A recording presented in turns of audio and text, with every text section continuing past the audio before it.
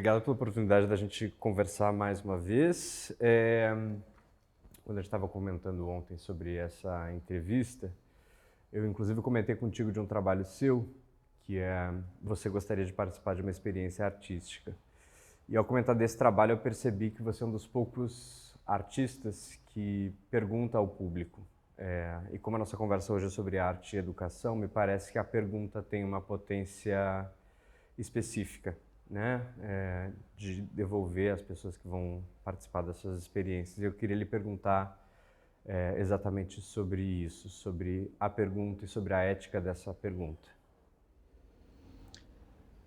Sim, Ulisses, é uma boa pergunta, a sua pergunta, sobre uma pergunta. E de fato a pergunta é: você gostaria de participar de uma experiência artística? Ponto de interrogação. E eu tenho que fazer essa pergunta porque eu tenho que saber se você responde sim, não, talvez, pode ser, me explica mais, vou pensar um pouquinho, porque nesse projeto especialmente isso é muito importante, porque eu não vejo nenhum sentido nessa dedicação participativa se não houver algum tipo de desejo envolvido, não é? Então é preciso querer, e esse querer é fundamental em qualquer situação que envolva as práticas artísticas e também, se a gente quiser, educacionais, né? Porque nada acontece aí se esses movimentos forem forçados, não é? Eles têm que partir de algum tipo de desejo, de vontade. Frequentemente eu coloco em exposições que eu faço elementos que são um pouco escultóricos, um pouco expográficos, que também fazem uma pergunta semelhante. Eles ficam próximos à entrada, e então quando você chega, né, para entrar numa exposição, você se depara com algum tipo de barreira. Não são barreiras impeditivas, mas são barreiras que impõem algum tipo de situação compulsória para você, né? Levantar uma perna, virar para um lado, virar para outro, encontrar um obstáculo e desviar desse obstáculo. Então eu gosto de colocar isso logo na entrada para que você, de fato, se decida se você quer ou não quer. Então fazer essa pergunta para mim é relevante, porque não entendo que nada, nenhuma atividade nesse âmbito, não é? Tem que ser forçada, vamos dizer assim, que você se sinta constrangido em fazer parte dessas ações. Então eu acho de bom tom, vamos dizer assim, que eu faça essa pergunta inicial, né? Você gostaria? Gostaria. Outra tônica que aparece, reaparece, se reconfigura no seu trabalho e que talvez esteja também ligada com isso que está acontecendo aqui agora, que é uma entrevista, é o uso de dois pronomes, né? Que é o eu e o você. E esses pronomes não aparecem como eles geralmente aparecem, em oposição. Muitas vezes eles aparecem coligados. E eu acho que essa é também um interesse de entender esse eu-você, como que você entende isso? Eu gosto, de fato, eu parto dos pronomes, né, para uma série de situações que são fortes na minha prática artística. E esses pronomes, eles podem, de fato, ser configurados de uma maneira um pouco oposicional, né? Existe um conflito nessas posições, né? A posição do eu, a posição do outro. Não é uma posição sempre conflituosa, mas não é de um antagonismo aniquilatório, né? Esse conflito é um conflito que indica a necessidade de compor. Então, a relação inicial, o ponto de partida, vamos dizer assim, tradicional, é de fato o artista se colocando como um propositor, buscando, né, nesse outro, buscando em você algum tipo de interesse, como já foi dito, né? Eu gosto de tentar, na medida do possível, de colocar essas posições em jogo e ver como elas podem ser revertidas também, né? De modo que eu posso trazer as provocações iniciais como um propositor, mas que em algum momento haja uma reversão disso e que eu seja colocado nesse lugar de reagir a questões que são devolvidas.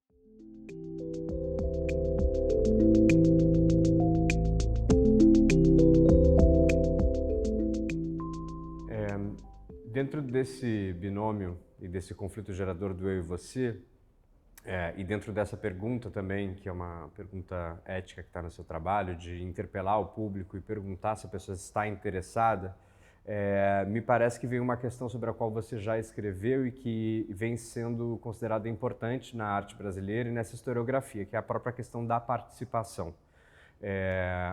Você construiu e vem construindo uma autoria que vem convocando diversos outros agentes para fazerem parte dessa prática. Você consegue enxergar algum momento em que se tornou, algum momento deflagrador que se tornou importante para ti? A questão da participação, não é? Eu acho que é legal eu tornar isso um pouco mais concreto. Eu posso ter em mãos um objeto metálico e oferecer para você, para um grupo, para um coletivo, para uma escola, para uma instituição, para fazer alguma coisa com esse objeto. Então, de fato, eu faço uma pergunta. Você gostaria de participar de uma experiência artística? Essa palavra artística nessa pergunta já tem algo de redundante, não é o mais relevante da questão. O mais relevante é, de fato, né, ser uma pergunta.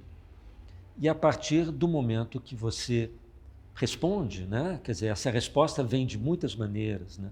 Aceita ficar com esse objeto, aceita levar esse objeto para casa, aceita trabalhar com esse objeto com um grupo, com um coletivo, aceita fazer com que esse objeto transite por lugares diferentes, por algum viés institucional ou não, né, que atravesse espaços diversos.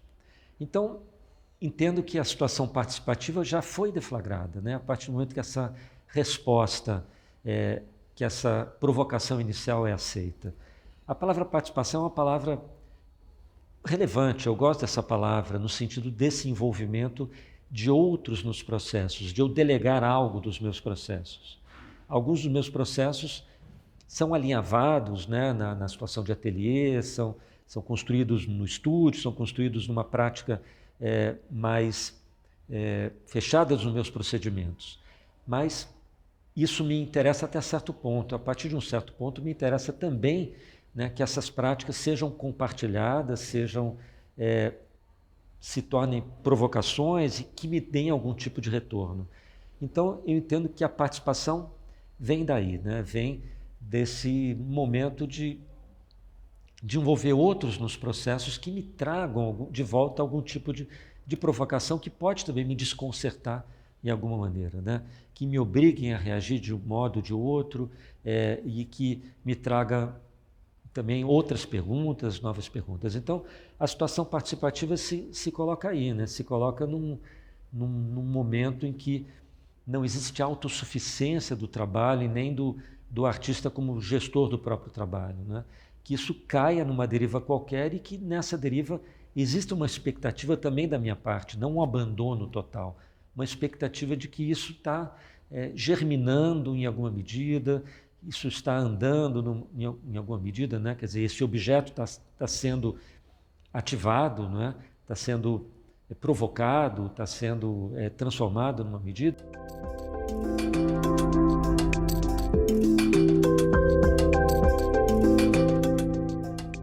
Na nossa conversa até agora, falando sobre a sua produção, a gente encontrou uma série de termos que seriam extremamente pertinentes para serem pensados também no campo da educação. Você acabou de falar de atiçar o outro, de conflito gerador, de que o espaço de criação não está enclausurado a um determinado espaço. E me parece que essas seriam chaves interessantes para a gente pensar a educação como arte ou a arte como educação. Até mesmo essa fusão entre o eu e você é interessante, assim como entre a arte e a educação.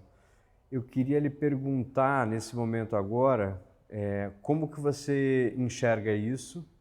E como que você vem desenvolvendo projetos que têm um potencial pedagógico dentro do campo da arte? Sim, Ulisses, boas perguntas também, né?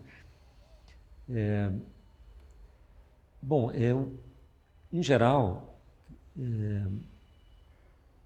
eu gosto de pensar, claro, que a palavra arte e a palavra educação, elas têm uma redundância, vamos dizer assim. Então, falar em arte no sentido mais, né, avançado da palavra, mais amplo da palavra, entendo que coloca o termo educação numa elipse, não é necessário trazê-lo também, porque eu acho a situação mais interessante é quando, né, as provocações do campo da arte se superpõem às questões do campo educativo, né?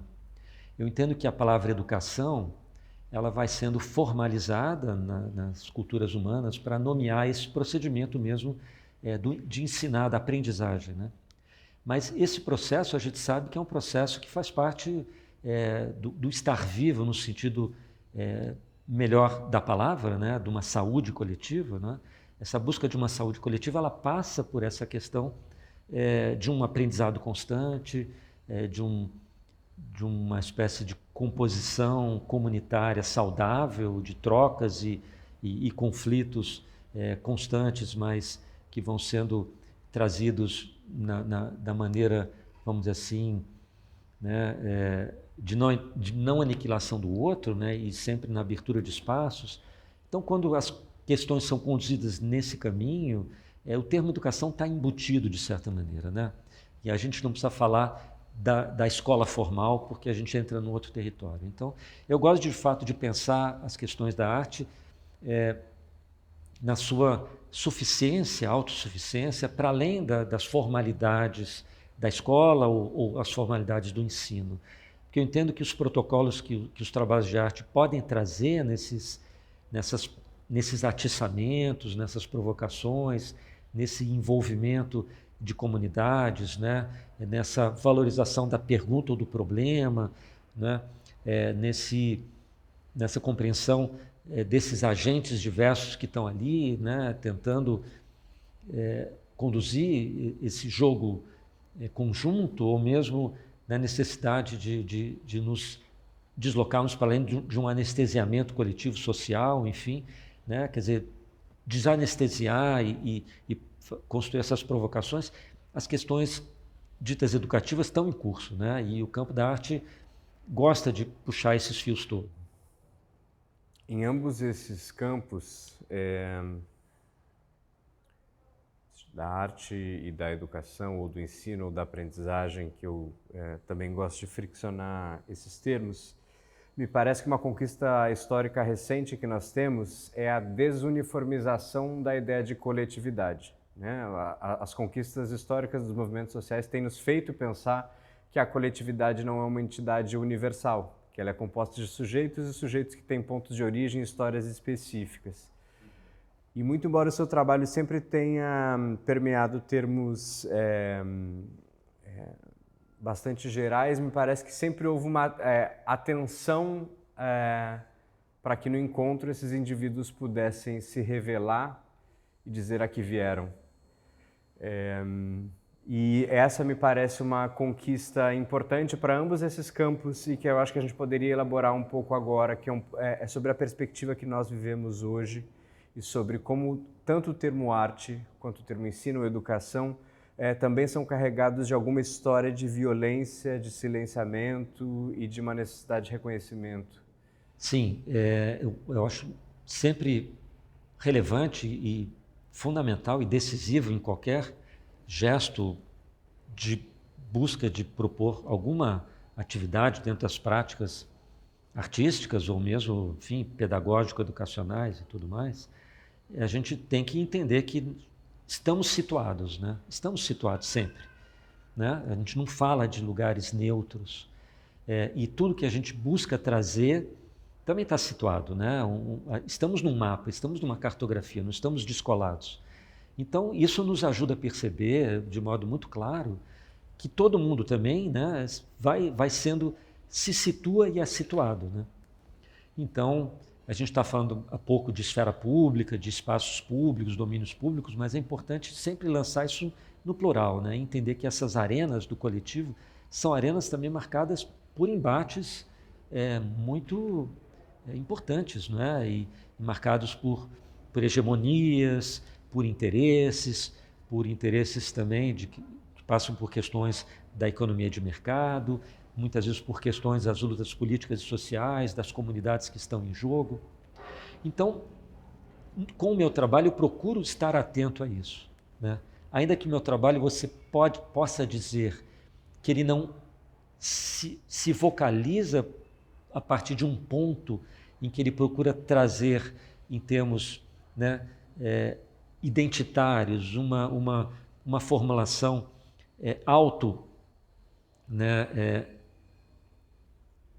nomeadora, né, da sua inscrição, eu procuro trazer uma consciência dessa inscrição, né?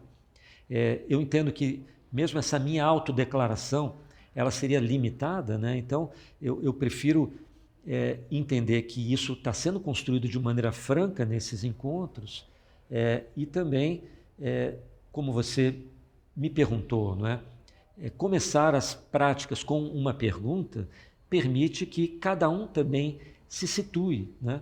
E que o trabalho busque acolher ou ser desviado, se necessário, a partir dessas posições com as quais o trabalho vai tentar lidar, né?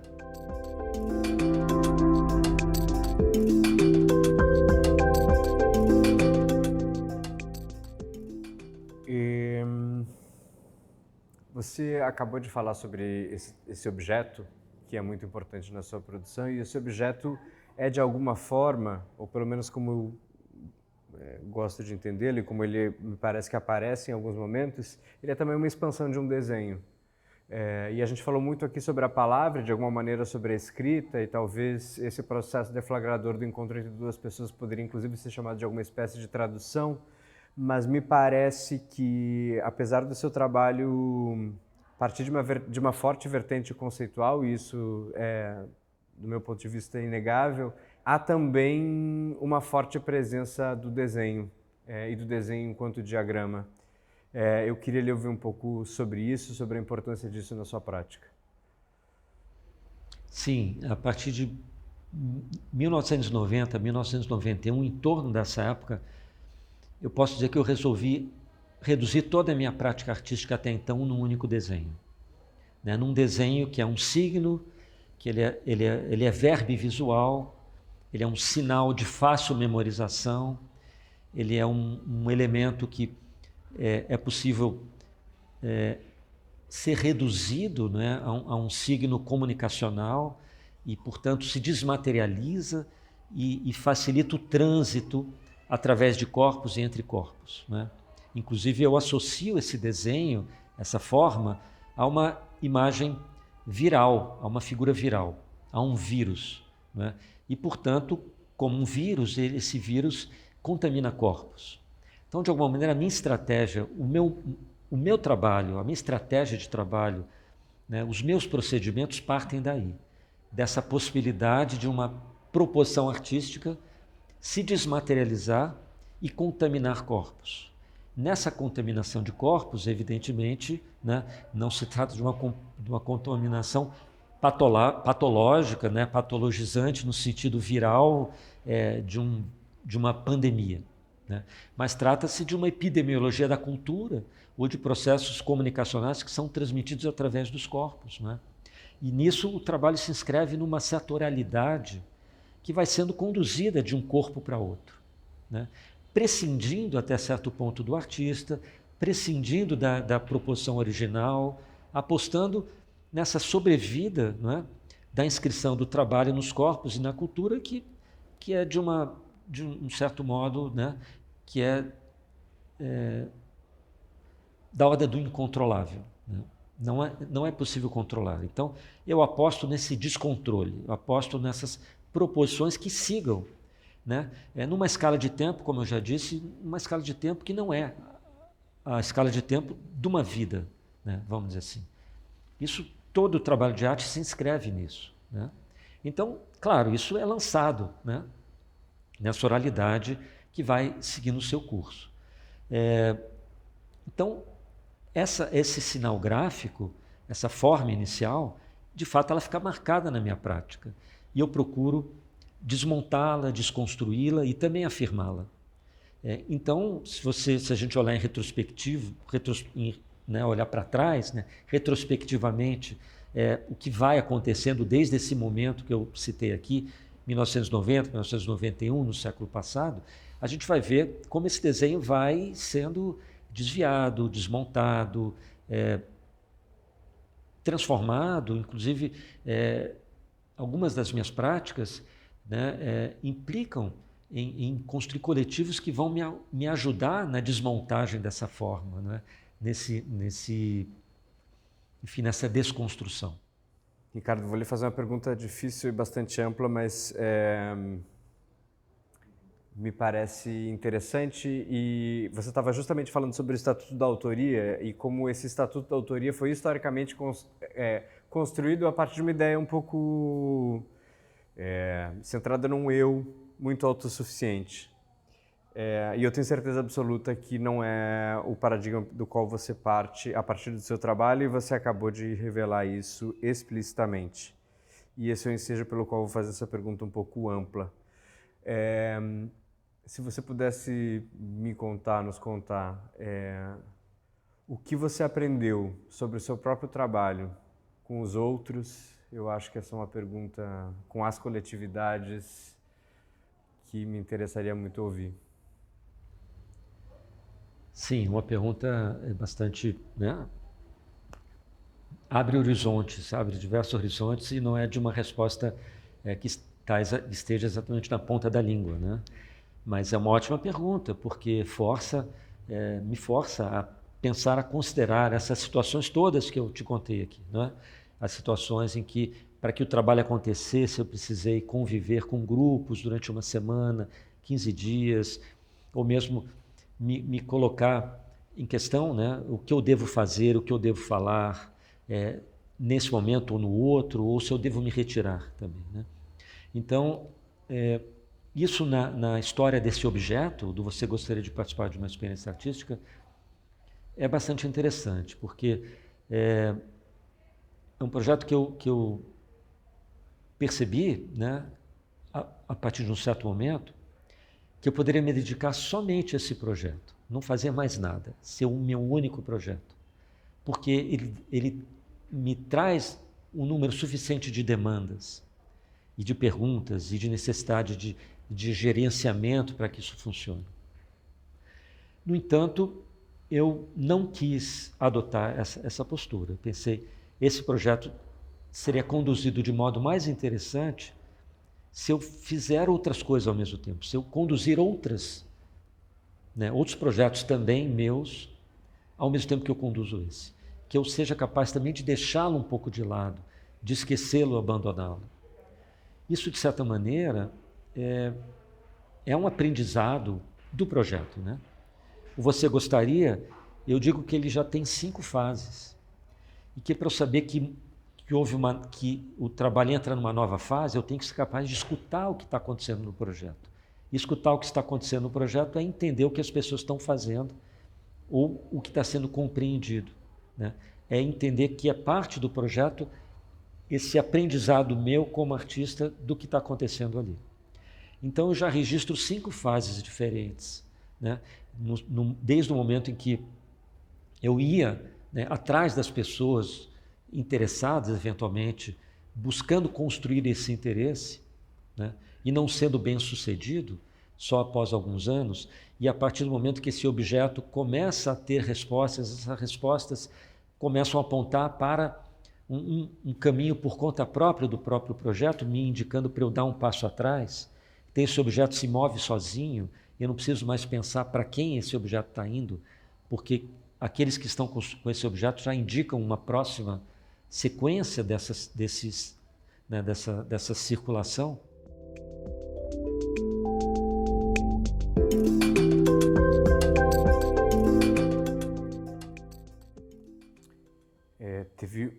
Tem um projeto seu que a gente ainda não citou e que me parece que seria interessante também dentro desse binômio ser falado e pensado.